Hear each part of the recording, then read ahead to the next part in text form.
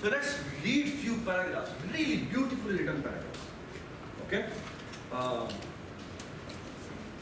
So look at this. Yeah, Sufyan, band kar de yaar. Okay, so let's try to read it very, very carefully. Neat. So life is full of recurring patterns. Recurring का मतलब क्या होता है?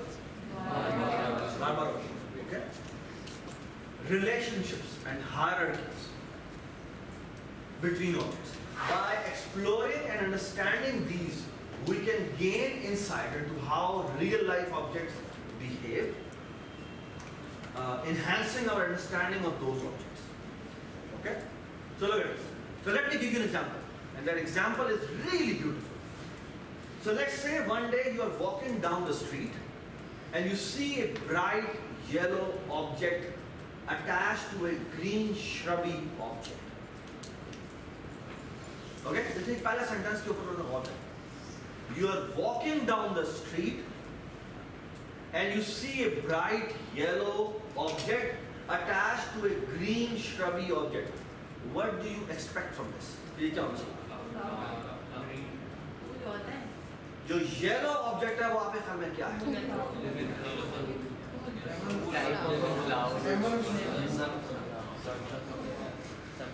और अगर मैं green object की बात करूं तो वो क्या? So look at this. So you would probably recognize that the bright yellow thing is a flower, okay, and the green shrubby thing is a plant. जो तुम लेमन भी कह रहे हो तो that is actually a kind of a flower of that plant, जो कि बाद में उसकी फॉर्म देता है ना? तो सवाल ये है कि अभी एक और बड़ी इंपॉर्टेंट बात करता है, और वो ये है कि even though you had never seen this particular type of tree or plant before, you would know that the green things are leaves collecting sunlight. Okay, photosynthesis की process. Okay, and you would know that the flower helps the plant propagate itself. Okay, you would also know that if you kill the plant, the flower would die too. And that is a very important information. यानी अगर मैं उसका जो तना है वो मैं काट देता हूँ तो जो फ्लावर है वो ऑटोमेटिकली डाई कर देगा. Why? So the thing is, there is something you already know. ये वो recurring patterns है, उसके लिहाज से तुम्हें ये चीज पता है ना? Everybody understand? So what? So सवाल ये है कि but how can you know all of this without ever encountering a plant of this type before? Okay? You know this because you understand the abstract concepts of plants. Okay? And recognize that this plant is an instantiation of that abstraction. क्या मतलब इसका? Yes, instantiation का मतलब ये है कि किसी चीज की जब हम उस आइडिया से इस चीज को इंस्टेंशिएट नहीं इनिशियलाइज करते हैं, है ना? ओके, वो उस आइडिया की एक इंस्टेंस है. Does it make sense? All right? You know that most plants are composed of leaves and some have flowers. Okay? You know that the leaves interact with the sunlight, even if you don't know how exactly. Does it make sense? Okay? ये बड़ी खूबसूरत book इसलिए मुझे लगती है कि इसने कितने खूबसूरती से चीजों को रियलिटी के साथ जोड़ा है.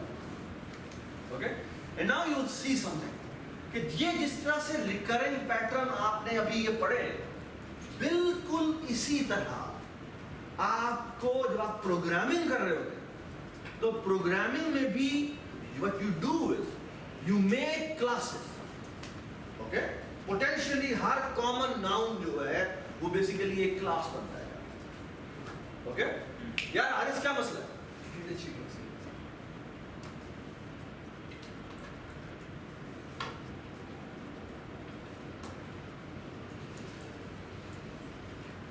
पोटेंशियली हर कॉमन नाउन जाके एक क्लास बनता है और फिर उस कॉमन नाउन के एट्रीब्यूट्स हम डिफाइन करते हैं. ओके, और फिर जो सबसे इंपॉर्टेंट सिनेरियो होता है वो ये होता है कि इन क्लासेस को हमने बना लिया इनके आपस में रिलेशनशिप बताएं और फिर उन रिलेशनशिप से चीजें आगे चलती हैं। ओके, बिल्कुल इसी जो रियलिटी में चीजें आप देख रहे हैं, बिल्कुल इसी तरह आपको प्रोग्रामिंग में भी रिकरेंट पैटर्न मिलता है और उन पैटर्न्स को कोड करने के बड़े खास तरीके हैं। Okay, and that is what this chapter will going to teach you. Okay, let me tell you some relationships. For example, there is a very interesting relationship. It's called is our relationship. Okay, is our relationship we are going to read after the midterm exam. Okay, हमने आज जो पढ़ने हैं वो basically इस तरह के एक है has our relationship. Can you give me an example of has our relationship? Huh? Classroom has chairs. Yes. लेकिन अगर मैं फॉर एग्जाम्पल अगर मैं क्लास की फॉर्म में बात करूँ, can you tell me 2 classes जिसमें बेसिकली अगर मैं कहूँ कि ये Teachers have. Okay, global array has a size. Okay, point has an X coordinate and a Y coordinate. Okay. Well, right. थोड़ा सा कॉम्प्लिकेटेड देख लें. So car has steering, brake, engine, side क्या है. Okay. So the thing is, has a relationship is a very common relationship. Okay. ये बात समझ? यानी मैं अभी जो मैंने एग्जांपल दिया थोड़ी सी कॉम्प्लेक्स इसलिए बिकॉज इंजन की एक अलग क्लास होगी और कार की एक अलग क्लास होगी और ये इसके अंदर क्या है, हैज अ रिलेशनशिप के साथ होता है. ओके. इसी तरह फॉर एग्जांपल एक और बड़ी इंपॉर्टेंट चीज कहते हैं part of relationship. Okay, part of this thing is a part of this thing.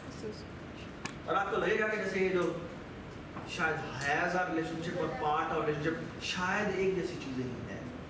Okay, but we will going to talk about this in a much more detail in those terms जिसको हम जो कि software engineering में use होते हैं. इसी तरह there is another thing is called depends on relationship, member of relationship. इस तरह की चीजें रिलेशनशिप है. ठीक है, alright.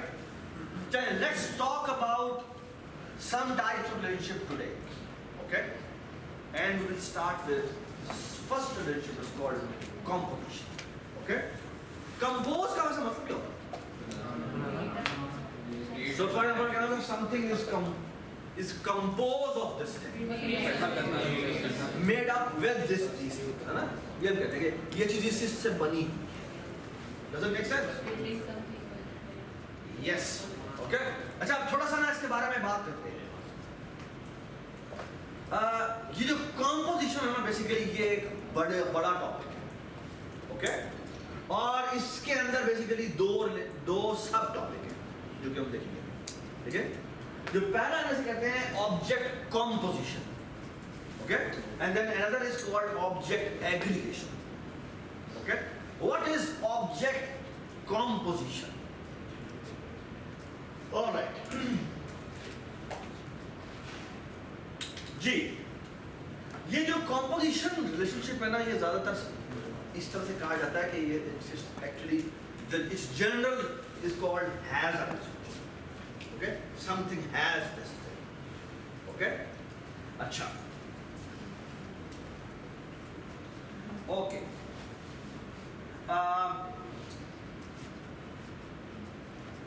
This is basically the way you define composition. ये कुछ पॉइंट्स है जो मैं आपको बता रहा हूँ. ऑलराइट. पहली बात है समझ लें कि कॉम्पोजिशन रिलेशनशिप दो चीजों के दरमियान में डिफाइन होता है. एक वो चीज है जो कि इस चीज को कंटेन करेगी अपने अंदर. ठीक है, एक चीज है जिसे हम कहते हैं this is a whole container, and then this is something which is called part. ठीक है, does it make sense? अच्छा, आप सुने बात और से. जो so part is actually ये जो part है ये basically इसका हिस्सा होता है. Does it make sense? Okay? All right. So you part of. हाँ जी, हम कहेंगे कि this मैं कहता हूँ कि ये A और ये कोई क्लास है B, ठीक है? तो हम देखें B is a part of A, या देखें A, या Has- कहते हैं B has- is composed in A, या A has is A has B, ठीक है? या A contains B. Does it make sense? ठीक है? All right. Now look at this. Be careful now because this is something really important. All right. Ji. Composition relationship में जो सबसे important चीज है वो ये है, there is one thing which is called a part, and then there is something called so the part is a part of the object, and what is that object? The whole object. Okay. दूसरी बात, the part can only belong to one object. ये बात सुने? सबसे important बात ये है कि जब हम कहेंगे कि the part can only belong to one whole. Does it make sense?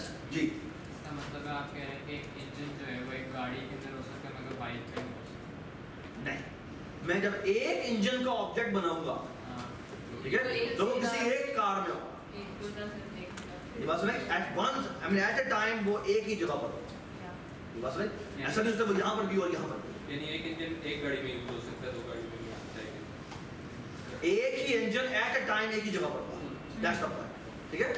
या सुने बात गौर से, ये वैसे थोड़ा सा डिबेटेबल बात है, ये थोड़ा सा हम बात करते हैं इसके ऊपर। थोड़ी सी ज़्यादा डिटेल में बात करेंगे क्योंकि ये एक छोटी सी बात है जो कि बड़ी डिटेल में देखने की है। और बट कंपोज का मतलब बेसिकली क्या होता है? सुने बात गौर से, और ये बहुत इंपॉर्टेंट बात है कि कंपोज रिलेशनशिप में जो एक पार्ट है वो किसी एक ही होल में होगा, and the most important part is the part has its existence managed by the whole. क्या मतलब? क्लास नहीं हुई तो ऑब्जेक्ट भी नहीं। जब तक होल है ठीक है। वो इसकी एग्जिस्टेंस के बारे में डिसाइड कर सकता है कि ये मरेगा, या अगर मैं होल को डिस्ट्रॉय कर दूं तो ये ऑटोमेटिकली डिस्ट्रॉय होगा। ये बात सुना? ये बात सुना? सो उसकी creation as well as destruction की रिस्पॉन्सिबिलिटी किसके पास है? Whole. Does it make sense? क्या मसला?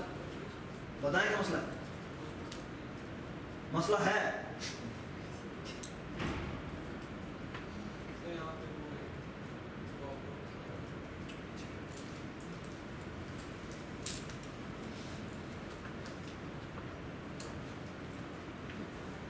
ऑलराइट।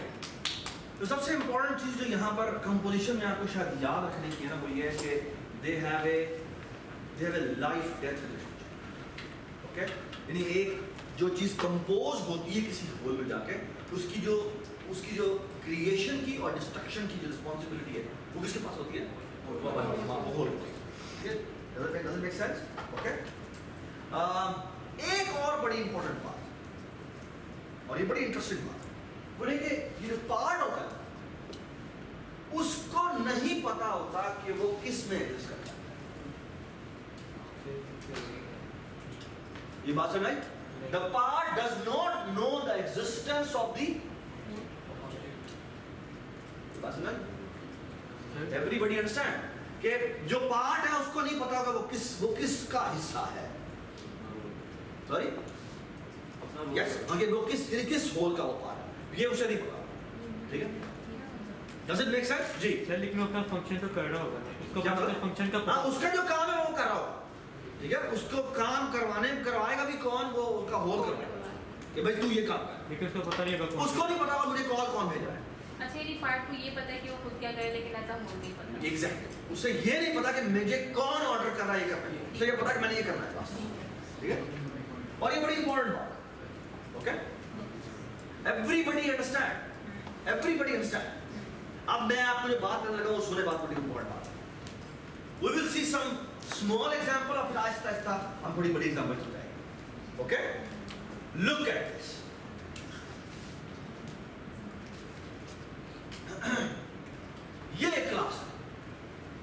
इसका नाम है फ्रैक्शन। ओके, सिद्धांत भी कर। ऑलराइट, ये टर्मिनोलॉजी इसलिए भी इंपॉर्टेंट है बिकॉज ये अगले जो आपका जो इसके ऊपर क्विज आप मुसलसल आपकी जो अगली 2, 3, 4 क्लासेस हैं मिड टर्म से पहले, उसमें कॉन्स्टेंटली हम यही चीज बार बार इस पे रगड़ रहे हैं। आपके जो फ्राइडे की क्लास है उसमें बेसिकली आपको सिनेरियो दे जाएंगे और उसमें बेसिकली आपको यही रिलेशनशिप के साथ बेसिकली आपको एक्सरसाइज करेंगे, ठीक है, ताकि जो थ्योरेटिकल आपका मिड टर्म एग्जाम है वो आप इसके ऊपर कमांड करें। Okay, so please be very attentive. अच्छा, look at this fraction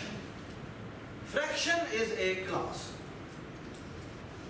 और अगर तुम देखो तो ये न्यूमरेटर है और डिनोमिनेटर है, वो क्या है उसके पार्ट्स। ये बात सुना। और अब अगर एक बात देखो, ये न्यूमरेटर ये इन इटसेल्फ क्या है, एक इंटीजर है, लेकिन क्या इस इंटीजर को पता है कि वो किसका हिस्सा है? It only knows one thing and that's वो एक इंटीजर है, और मुझे क्या चीज करने को कही जा सकती है, प्लस माइनस मल्टीप्लाई डिवाइड वगैरह इस तरह के ऑपरेटर की जा सकते हैं, लेकिन इसको ये नहीं पता कि मुझे ऑर्डर कौन कर रहा है। बस राइट, ये इंटीजर कहीं भी हो सकता है। ये इंटीजर हमने मेन में कई बार यूज किया है, उसको ये नहीं, उसको आपको पता होता है कि मुझे कौन सी चीज यूज करने को कह रही है, नहीं पता। ये बस राइट, एज ए क्लास अगर आप देखें तो इनकी क्लास को कभी भी नहीं पता लगता कि मुझे कॉल कौन कर रहा है। Does it make sense? Everybody understand कि ये एक बेसिकली ये क्वालिफाई करता है। अब एक और बड़ी इंपॉर्टेंट बात, इसको क्रिएट कौन करता है? ये न्यूमरेटर डिनोमिनेटर को क्रिएट कौन करता है? क्लास करती है। और कहां करती है? जब वो कंस्ट्रक्टर में आता है। जब वो कंस्ट्रक्टर में आया तो ये जो मेंबर इनिशियलाइजेशन की कॉल है, ये बेसिकली उसे कॉल भी कर रही है और इसको इनिशियलाइज भी कर रही है। ये बात सुन रही? और फिर आगे जाके वो अब इंट्रोड्यूस कॉल कर रही है, उसको मजीद उसके अंदर मॉडिफिकेशन वगैरह कर रही है, और इवन अगर प्रिंट वगैरह भी करना है तो वो भी वो कर सकती है। Does it make sense? The thing is, ये जो न्यूमरेटर डिनोमिनेटर है ये फ्रैक्शन का क्या है, पार्ट है, इसमें कंपोज है। Does it make sense? मेरा आपसे छोटा सवाल है, थोड़ा सा हायर लेवल का सवाल है। यूनिवर्सिटी डिपार्टमेंट्स क्या रिलेशनशिप है? Universities have departments. Has और क्या कंपोजिशन रिलेशनशिप है? Yes. क्योंकि अगर यूनिवर्सिटी उन्हें क्रिएट करती है और यूनिवर्सिटी ही किसी डिपार्टमेंट को चाहे तो बंद कर सकती है। ये बात नहीं? और यूनिवर्सिटी अगर खत्म होगी तो डिपार्टमेंट ऑटोमेटिकली खत्म हो जाएगा। जैसे समझ में आ रही बात? और ये बड़ी इंपॉर्टेंट डिस्टिंक्शन है। तो बेसिकली जो कंपोजिशन में आपको चीज याद रखनी वो ये है कि क्रिएशन और destruction, by the way destroy कौन कर रहा है इसको? ये जो नंबर है डिस्ट्रॉय कौन कर रहा है? इसका कोई डिस्ट्रक्टर होगा। जो नहीं बनाते आप तो वो ऑटोमेटिकली बनता है, और वो कौन होता है? वो उन दोनों को वाइप आउट कर देता है मेमोरी से। ये बात समझ आई? Everybody understand? तो इसकी क्रिएशन और डिस्ट्रक्शन जो है वो कौन कर रहा है? वो आपका होल कर रहा है। ये बात समझ आई? Alright, let's do some more examples. Please read the text, okay? और क्योंकि ये आपको मिड टर्म में भी आपको फायदा देना है और अगले जो आपका क्विज है उसमें भी आपको फायदा होना है। मिड टर्म जो फ्राइडे की इवैल्यूएशन है उसमें भी ये चीज होगी, ओके? ऑलराइट जी, ये एक और बड़ी सिंपल सी क्लास है, इसका नाम है पॉइंट 2D। पॉइंट 2D का मतलब क्या है? 2 डायमेंशन में एक पॉइंट है, उसका एक x होगा और इसका y होगा, ठीक है? सो ये इसका डिफॉल्ट कंस्ट्रक्टर है, इसको कोई पास नहीं होता तो m_s को 0 कर देता है, m_y को 0 कर देता है, ठीक है? ये इसका एक पैरामीटर वाला कंस्ट्रक्टर है, इसको ये x और y पास होते हैं, ये बेसिकली इनको इनिशियलाइज करता है, ठीक है? ऑलराइट, अगर हम पॉइंट 2D की बात करें, पॉइंट 2D में ये जो x और y हैं ये क्या हुए हैं? Yes, ठीक है? Does it make sense? And now look at this. अच्छा, साथ ही इसने क्या किया? इसका ये ऑपरेटर ओवरलोड कर दिया है और ये एक सेट फंक्शन है जो कि इसका यहाँ पर है, ठीक है? सेट फंक्शन क्या करेगा? जो भी x y हम भेजेंगे उसे सेट कर देगा। ये इसका फ्रेंड फंक्शन है। अभी आजकल अभी तक हम फ्रेंड फंक्शन क्लास के बाहर बना रहे थे, आप चाहे तो फ्रेंड फंक्शन को क्लास के अंदर भी बना सकते हैं, ठीक है? ठीक है, तो आपको आगे कोई जरूरत नहीं करती, कहीं भी फ्रेंड फंक्शन लिखे, फ्रेंड फंक्शन लिखेंगे तो उससे फायदा ये होगा कि आपको दो पैरामीटर मिलेंगे बस नहीं, और वो यहाँ पे इसको पॉइंट की फॉर्म में डिस्प्ले करेगा, ठीक है। So far so good, everybody stand. Aliya बेटा क्या? अच्छा अब थोड़ा सा आगे चलते हैं। ये एक और क्लास बनाई है इसने, और ऊपर देखिए जी, ऊपर से इंक्लूड कर लिया .2D, ठीक है, .2D डॉट, ठीक है। और यहां पर वो देखिए क्या करता है, एक से क्रिएचर की क्लास बनाई है, और क्रिएचर के अंदर दो एट्रीब्यूट्स हैं, एक है स्ट्रिंग नेम और एक है एम लोकेशन। अच्छा मुझे देखिए, ये दोनों के दोनों क्लास के अंदर क्या है, उसके पार्ट्स हैं।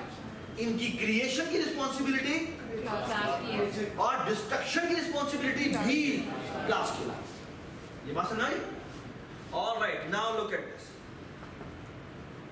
तो मेरा एक छोटा सा सवाल है आपसे, और वो ये है कि जब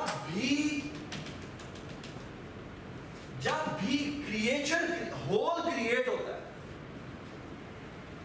तो पहले होल क्रिएट होता है या पहले पार्ट्स क्रिएट होता है?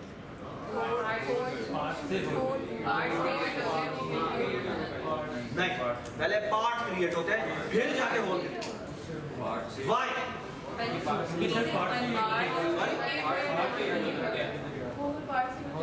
तो उसके बगैर जब तक वो बनेगा नहीं तब तक वो एक उसकी ऊपर वाली लेयर नहीं बन सकती, बात समझ? और बेसिकली तो देखो यहाँ पे भी यही हो रहा है। ये जो मेंबर इनिशियलाइजेशन है, ये इसी डेफिनेशन को फॉलो करने के लिए है। क्यों? पहले ये इसके पार्ट्स को क्रिएट किया जाता है और फिर कंस्ट्रक्टर कॉल होता है। किसका कंस्ट्रक्टर? होल का कंस्ट्रक्टर। ये बात नहीं? Look at this. ये जो फ्रैक्शन की क्लास थी, इस फ्रैक्शन की क्लास में अगर आप देखें तो फ्रैक्शन, इस क्लास का नाम जैसे कहते हैं रिड्यूस फ्रैक्शन है। तो ये इसके एट्रीब्यूट सेट होते हैं जो इसके पार्ट्स हैं। बट फ्रैक्शन कैसे क्रिएट होती है? जब तक वो रिड्यूस नहीं होगी तब तक वो क्रिएट नहीं होगी। तो कंस्ट्रक्टर में वो कब जाता है? जब वो होल को क्रिएट करने के लिए जाता है तो फिर वो रिड्यूस कॉल करता है। ये बात समझ रही? So parts will be created first and then whole will be created. Does it make sense? Does it make sense? ये बड़ी इंपॉर्टेंट बात है जी। क्या जरूरी नहीं है, लेकिन this is a good programming practice. यदि आप चाहें तो डिफॉल्ट जहां पर जाके इनिशियलाइज करवा दें, कर सकते हैं, but this is not a good programming practice. The good programming practice की जो चीजें कंपोजिशन हो रही है वो यहीं पर इनिशियलाइज करें। बस में ठीक है? ऑलराइट जी जी दुआ।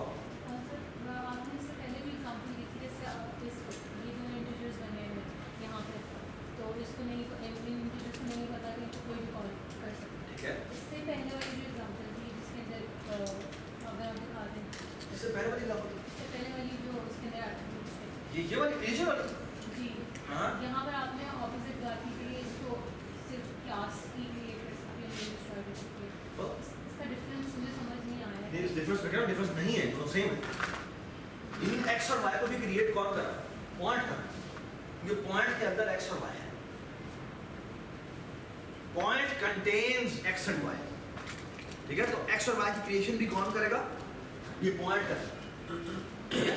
तो पहले वो क्रिएट करता है, फिर वो यानी कंस्ट्रक्टर की अगर तुम डेफिनेशन साथ देखो तो पहले जो प्रोग्राम चल रहा है उसमें पहले पार्ट्स बनते हैं, उसके बाद ये कंस्ट्रक्टर जिससे कॉल होता है, उसके बाद ये होल का कंस्ट्रक्टर कॉल होता है। बस नहीं? कॉल होने का मतलब क्या है? कॉल होने का मतलब ये नहीं है कि ये जब तक वो उसके ब्लॉक में नहीं आता, जब उसके ब्लॉक में आता है तब इसकी क्रिएशन शुरू होती है। बस नहीं? ठीक है? तो जो होल की क्रिएशन है वो कहां हो रही है? वो इस ब्लॉक के अंदर हो रही है। ठीक है? पार्ट्स की क्रिएशन कहां हो रही है? वो यहां हो रही है। ओके?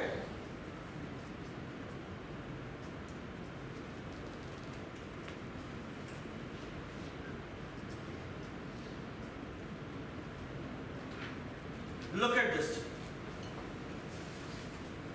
ये हमारी क्रिएचर की क्लास है। क्रिएचर में हमारे पास नेम है और इसका लोकेशन है। ठीक है?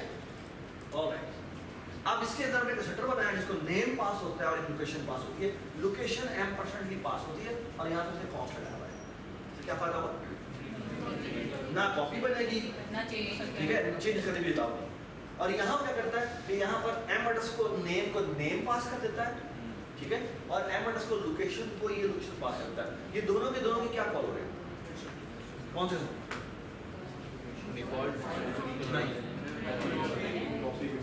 कॉपी कंस्ट्रक्टर पास हो कॉल किया, क्योंकि ये ऑब्जेक्ट इसका है, ये पॉइंट 2D का ये, और ये किसका? ये स्ट्रिंग का है, ठीक है। तो बेसिकली ये हमने क्या कॉल किए? दोनों में कॉपी कंस्ट्रक्टर कॉल किए।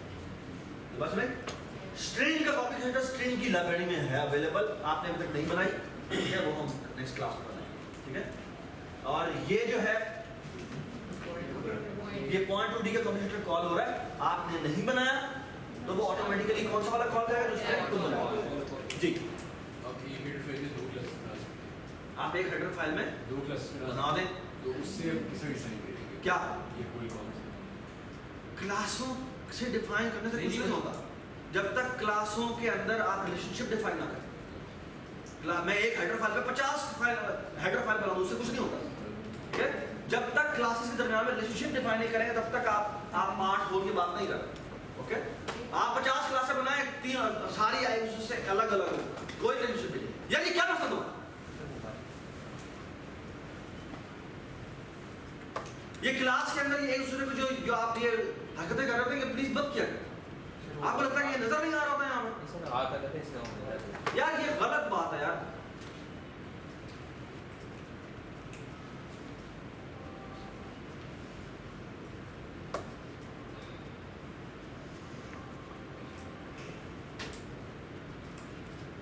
अच्छा जी, ये हमने एक फ्रेंड फंक्शन बनाया है इसका, जो कि बेसिकली क्या करता है, बताता है कि ये मेरी क्रिएचर का नाम है और इज एट उसकी लोकेशन बताता है। और ये क्या कॉल करेगा बेटा? ये किसका ऑपरेटर कॉल करेगा? ये creature.m लोकेशन क्या है? ये पॉइंट 2D है ना, तो ये किसका ऑपरेटर कॉल होगा? ये पॉइंट 2D का जो हमने फ्रेंड फंक्शन बनाया था, ये वो वाला कॉल। ये बात सुनाई, ठीक है। तो उसका नाम भी प्रिंट हो जाता है और बताया जाता है कि वो किस जगह पे इसमें लोकेटेड है, ठीक है। Does it make sense? इसी तरह हमने move to फंक्शन बनाया है। move to फंक्शन को क्या पास होता है? देखिए जी, एक x और y पास होता है और वो m location dot set point call करता है और उसके अंदर ये दोनों चीजें होता है, ठीक है। ये बात सुनाई? अच्छा, मुझे बताएं कि जब हम m location dot set point में जाते हैं तो ये बेसिकली ये कॉल होगा, है ना। इसको x और y पास होंगे, इसके अंदर ये वैल्यू सेट हो जाएगी। मुझे बताएं यहां पर आके क्या इस क्लास को पता है मुझे किसने कॉल किया? नहीं पता। इसको सिर्फ और सिर्फ एक रिक्वेस्ट आई हुई है कि भाई ये x और y वैल्यू अपने अंदर इन को सेट कर दो। इसको कभी भी नहीं पता लगता कि मुझे कॉल किसने किया था, बस नहीं। और ये हमने क्रिएचर बना दिया, ठीक है। ये क्रिएचर की हमने हेडर फाइल बना दी। एक दफा समझ में आ रहा है जब उसका मेन नहीं पता, ठीक है बेटा। ये थोड़ा ध्यान में रखना है कि अभी तक हमने जो काम किया वो क्या किया, ठीक है। Let me give you 20 second to look at this code.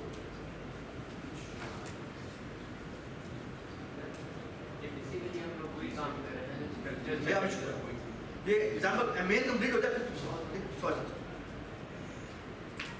ये समझ यू आर राइट। मेरे साथ तो सही कह रहे हो कि वो स्टक वाली बात, ये थोड़ा सा रुक जाओ। Now look at the main. Look at the main. So पहले ऐसा पहले वो पूछता है कि enter the name of your creature, ठीक है। यहाँ पे वो name string बनाता है, यूजर से वो सीन करवाता है और यहाँ पे वो creature की creature बनाता है, उसको ये name पास कर देता है, point to recall करता है, उसको 4 7 पे भेज देता है, ठीक है। 4 7 बेसिकली क्या है? X और Y उसकी इनिशियल कोऑर्डिनेट्स है। ये बात सुना है? ये इसमें पॉइंट 2D क्या कॉल किया? ये कंस्ट्रक्टर कॉल किया। तो यहाँ पर कंस्ट्रक्शन होगी और याद है वहां पे रिसीविंग एंड पे क्या कौन बैठा हुआ? पॉइंट 2D का क्या? m% रिसीव कर रहा है और कॉस्ट भी लगा हुआ। तो बेसिकली ये जो भी क्रिएट करेगा वो उसी का रेफरेंस वहां पर बन जाए और वो रेफरेंस इसकी जगह पे पॉइंट कर रहा होगा। ये बात सुनाई? बाद में ये क्रिएट हो गया, डिस्ट्रॉय भी होगा। कहाँ डिस्ट्रॉय हो गया? इस लाइन के फौरन बाद। ठीक है, ये बात याद रखें। अगर आप इस तरह कॉल करते हैं तो क्रिएशन हो जाती है, लेकिन इसकी क्रिएशन कब तक जिंदा रहती है? तब तक ये लाइन खत्म नहीं होती। ये बात सुनाई? ऑलराइट जी। जी, तो बेसिकली कंस्ट्रक्टर कॉल होगा जो भी हमने इनपुट में लिखा होगा। लेट्स से हम क्रिएचर का नाम रख देते हैं जी, बला। ठीक है, ये तो बल्ला बन गया। एक से दाल हम कोई भी कर नमूना लिखते हैं। नमूना लिख, ठीक है। ऑलराइट, ये वाइल 1 लगा हुआ है, यहां आता है, ये सी आउट क्रिएचर करता है। क्या कहो? जो हमने फ्रेंड फंक्शन किसका ओवरलोड किया हुआ है? क्रिएचर का। तो बेसिकली यहां पर आउटपुट होगा नमूना इज एट लोकेशन पोस्ट। ये बात सुनाई? उसके बाद लिखा हुआ आएगा सी और enter x location of creature -1 to quit। यहां पे वो एक्स इनपुट करवाता है, सी इन एक्स करता है और यहां पर वो चेक करता है अगर एक्स की वैल्यू -1 है तो ब्रेक कर देता है। ये बात सुनाई? और यहां पर भी वो एंटर वाई लोकेशन करता है, वाई इनपुट करवाता है, वो देखता है हाँ भाई कहीं वाई उसने -1 तो नहीं दे दिया, अगर दे दिया तो वो ब्रेक कर देगा। ठीक है, और इसके एंड में क्या करता है?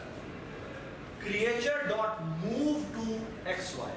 तो बेसिकली क्या होगा, जो भी आपने एक्स वाई एंटर किया होगा क्रिएचर जो है वो उस जगह पर मूव हो जाएगा और जब अगला जगह लूप चलेगा तो उसमें लिखा हुआ रहेगा कि क्रिएचर इस वक्त इस जगह पर है। Does it make sense? Very simple, nice example. So look at this. ये प्रोग्राम का मेन फ्लो चल रहा है।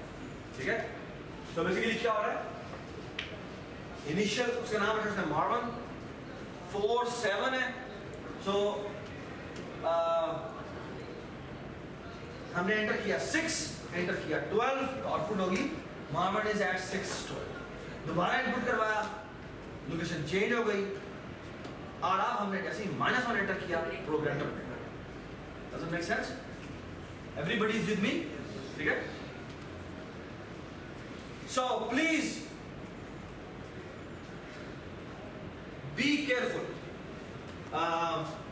I suppose now every one of you understand कि हमने जो चीज की है उसे कहते हैं ऑब्जेक्ट कॉम्पोजिशन। ठीक है, alright. Composition is a bigger thing और इसके अंदर दो चीजें हैं जो कि अभी मैंने एक बताई, आप इसे कहते हैं object composition.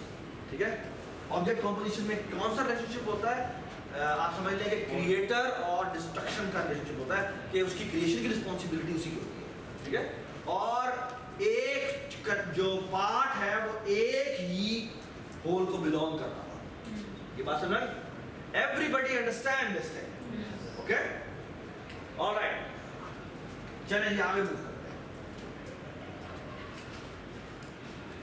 Please read the, ये छोटे छोटे पॉइंट्स हैं, ये बड़े इंपॉर्टेंट पॉइंट्स हैं और ये क्विज के पॉइंट मुझे बड़े इंपॉर्टेंट है, आपको प्लीज ये पढ़ने चाहिए। ठीक है, alright, let's move to aggregation.